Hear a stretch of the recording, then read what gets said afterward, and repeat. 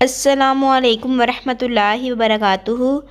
ماں جی صحن میں پودوں کو پانی دے رہی تھی کہ پھٹ پھٹاتا ہوا رکشہ بالکل گھر کے دروازے سے آنے لگا۔ دروازے کی جڑی سے انہوں نے جھانک کر جو دیکھا تو ماہ کو صبح صبح دیکھ کر ان کا ماتھا ٹھنکا۔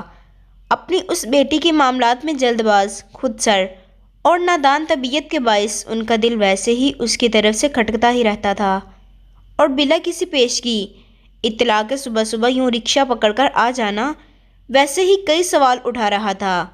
انہوں نے لپک کر دروازہ کھولا تو ماہا رکشے میں بیٹھی اس کے ڈرائیور سے بحث میں الجھی ہوئی تھی کہ جب وہ کام کرنے نکلا ہے تو اس کے پاس 1000 کا کھلا کیوں نہیں موجود۔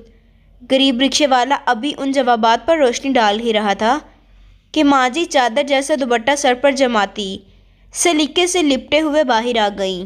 بیٹی سے علیق سلیق کے بعد رکشے والے سے بولی، اے بیٹا، تم اس پھٹ پھٹی کو تو ذرا دم کے لیے بند کر دو، کان پڑی آواز نہیں آتی مجھے تو، اور بیٹا ذرا دیر یہ دروازے کے ساتھ والے بینچ پر بیٹھ جاؤ، جب تک چائے پی لو تب تک ملازم قریبی دکان سے کھلے پیسے لے آتا ہے۔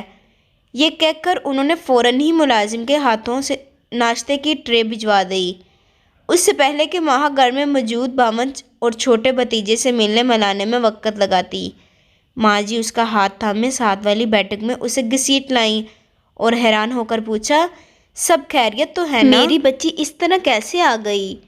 ماہا نے جواباً بہت ہی فاتحانہ انداز میں ان کی طرف دیکھتے ہوئے بتایا، میری نندوں کا تو اپنے سسرال میں دل ہی نہیں لگتا۔ بیبے، باجی کے بیٹے کی آج چھٹی تھی تو جٹ ہمارے گھر آ گئیں، مجھے تو ایسی آگ لگی بغیر کسی سے کچھ کہے رکشہ پکڑا اور میں ادھر آ گئی۔ اس کے جواب سے ماں جی کو یہ تو بخوبی اندازہ ہو رہا تھا کہ آگ لگنا کسے کہتے ہیں۔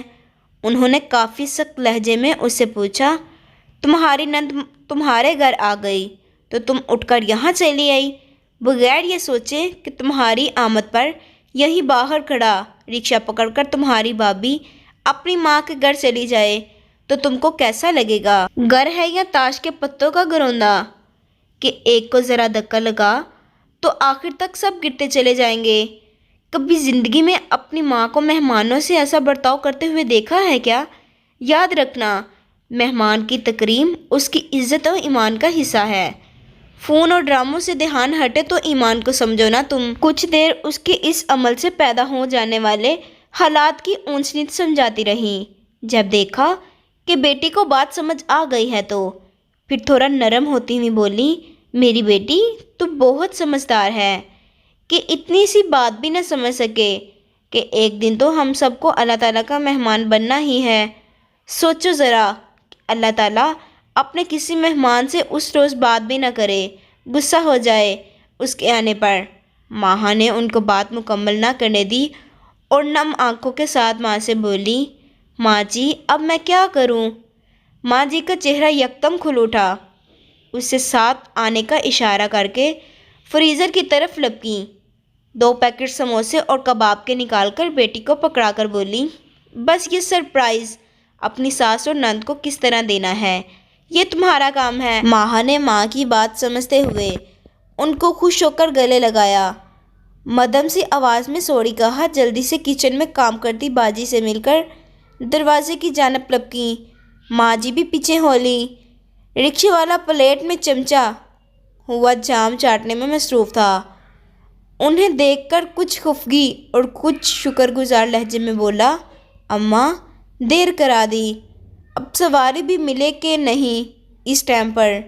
ماہا نے کہا، ہے سواری، جہاں سے لیا تھا وہاں واپس بھی جانا ہے۔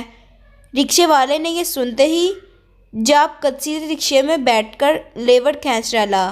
اللہ تعالیٰ کے ڈھیر و شکر کے ساتھ اس کی حفاظت میں اپنی نگاہوں سے دور ہوتی بیٹی کو دیکھتے ہوئے ماں جی گھر کا دروازہ بند کرتے ہوئے مسکرا رہی تھی کہ رکشے کی پھٹ پھٹ انہیں زندگی بھر کبھی اتنی سریلی نہ لگی جتنی اس دم لگ رہی تھی۔